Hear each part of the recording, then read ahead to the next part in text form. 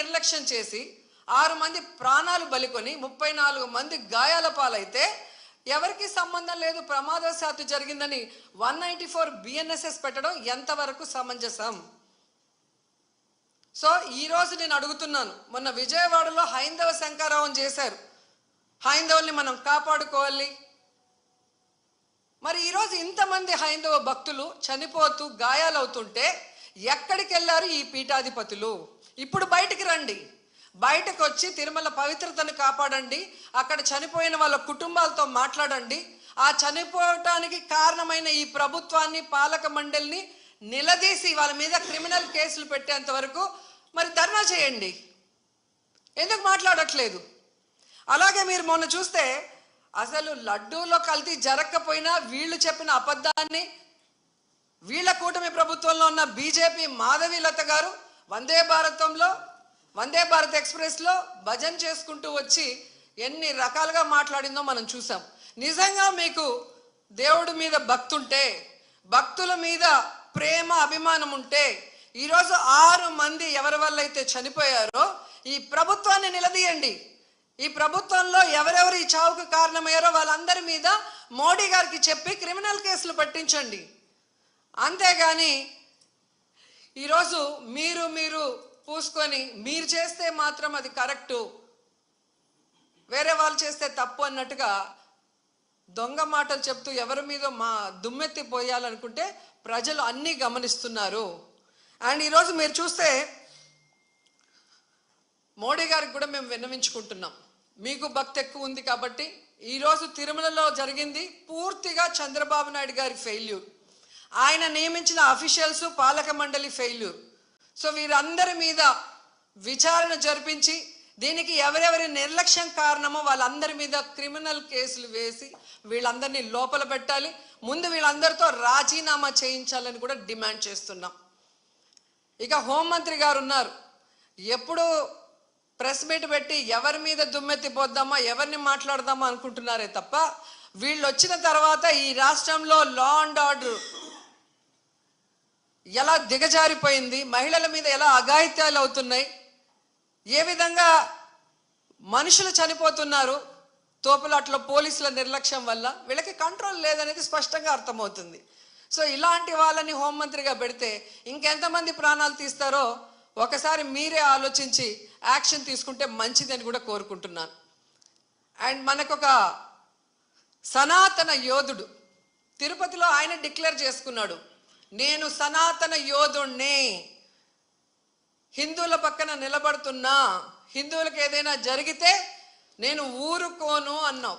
అదే తిరుపతిలో ఈరోజు 6 మందిని మీ కూటమి ప్రభుత్వం చంపేసింది. దీనికి మీరు ఏం ప్రాయశ్చిత్తం చేస్తారు? చంద్రబాబు నాయుడుతో రాజీనామా చేయిస్తారా? మీరు బాధ్యత తీసుకొని రాజీనామా చేస్తారా? లేదా టీటీడీ చైర్మన్తో రాజీనామా చేయిస్తారా? హోంమంత్రితో రాజీనామా చేయిస్తారా? లేదా అందరూ కలిసి కట్టకట్టుకొని రాజీనామా చేస్తారా? మీ అందరి ఫెయిల్యూరే కదా ఇది. నిజమైన సనాతన యోధుడివైతే ఇప్పుడు రా, వచ్చి మీ ప్రభుత్వంలో ఎవరెవరి నిర్లక్ష్యం వల్ల ఇది జరిగిందో వారందరి మీద క్రిమినల్ కేసులు పెట్టించుకోండి. అంతేగాని ప్రమాదవశాత్తు జరిగిందని 194 BNSS పెట్టేసి చేతులు దులిపేసుకోవాలంటే మాత్రం వదిలే ప్రసక్తే లేదు అని కూడా ఈ సందర్భంగా తెలియజేసుకుంటున్నా. అండ్ చంద్రబాబు నాయుడు ఆయన లెగ్గు మహత్యం ఏంటో కానీ ఆయన ఎప్పుడు అధికారంలోకి వస్తే అప్పుడు ఈ రాష్ట్రంలో మనం ఎన్నో చావులు చూడాల్సి వస్తుంది. గతంలో గోదావరి పుష్కరాలు ఈయన పబ్లిసిటీ పిచ్చి వల్ల ఇలాగే గేట్లు తెరిచి జనాలు తోసుకొని ఒకరి మీద ఒకరు పడి 29 మంది చనిపోయారు. మొన్న ముఖ్యమంత్రి అయిన వెంటనే ఈయన నిర్లక్ష్యం వల్ల, ఈయన వైఫల్యం వల్ల దాదాపుగా విజయవాడ వరదల్లో 60 మందికి పైగా చనిపోయారు. మళ్ళీ ఈరోజు చిత్తూరు జిల్లా కుప్పంలో ఉండగానే 6, 7, 8 ఉండి పోలీసులందరినీ తిప్పుకొని ప్రజల్ని గాలికి వదిలేశారు. మానిటరింగ్ లేదు, ఇన్ని లక్షల మంది వస్తున్నారు, వీళ్ళకి ఏం సదుపాయాలు చేశారు, వీళ్ళకి ఎలా టోకన్స్ ఇస్తున్నారు, ఎక్కడ క్యూ లైన్స్ ఇచ్చారు అనేది ముఖ్యమంత్రి పట్టించుకోడు, చైర్మన్ పట్టించుకోడు, ఎస్పీ, కలెక్టరు, అలాగే ఎండోమెంట్ మినిస్టర్ ఎవరు పట్టించుకోరు. బాగా జరిగితేమో మా గొప్పతనం 30 ఇయర్స్ ఇండస్ట్రీ 40 ఇయర్స్ ఇండస్ట్రీ అని గొప్పలు చెప్పుకుంటారు. లేదు అంటే గత ప్రభుత్వ వైఫల్యం లేదా అఫీషియల్స్ వైఫల్యం అని ఎప్పుడు ఎవరో ఒకరి మీద దుమ్మెత్తి తప్పించుకోవాలన్న ప్రయత్నం చేస్తున్నారు. ఇది సీరియస్గా తీసుకోవాల్సిన ఇష్యూ.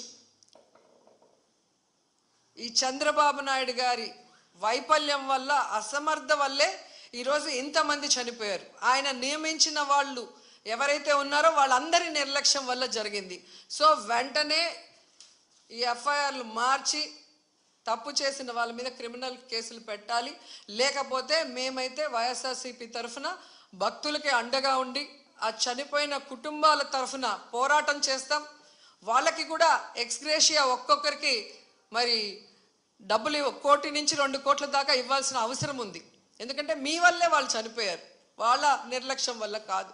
అలాగే గాయాలైన వాళ్ళకి 25 లక్షల రూపాయలు కూడా ఇవ్వాలని డిమాండ్ చేస్తూ, నిజంగా తిరుపతి అమ్మాయిగా నాకు నిజంగా చాలా బాధేస్తుంది. ఎందుకంటే నాకు తెలిసి ఇంతవరకు తిరుమల చరిత్రలో ఇలా వైకుంఠ ఏకాదశి కోసం దర్శనానికి వచ్చిన వాళ్ళు చనిపోయిన దాఖలాలే లేదు. అలాంటిది ఈరోజు 6 మంది దాకా చనిపోయారు అంటుంటే, ఆ కుటుంబాలు టీవీల్లో చూస్తుంటే వాళ్ళు ఏడుస్తుంటే మనసు ద్రవించిపోతుంది. కానీ ఈ కుటుంబ ప్రభుత్వానికి ఏ ఎమోషన్ లేదు, ఏ బాధ లేదు. ఎలా తప్పించుకుందామా, ఎవరి మీద తోసేద్దామా అన్న ప్రయత్నమే వీళ్ళు చేస్తున్నారు.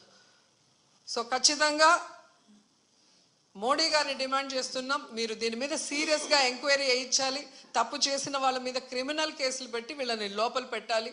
అలాగే హైందవ శంకరావం చేసిన ఈ మఠాధిపతులందరికీ చేతులెత్తి నమస్కరిస్తున్నా, ఇప్పుడు బయటకు రండి. బయటకు వచ్చి ఈ హైందవ ధర్మాన్ని నమ్ముకున్న భక్తుల్ని కాపాడుకోవాల్సిన బాధ్యత మన మీద ఉంది. అలాగే తిరుమల పవిత్రత కాపాడాల్సిన బాధ్యత మన మీద ఉంది. అలాగే భక్తుల చావుకు కారణమైన వాళ్ళని శిక్షించే విధంగా మనం పోరాడాల్సిన అవసరం కూడా ఈరోజు ఉంది.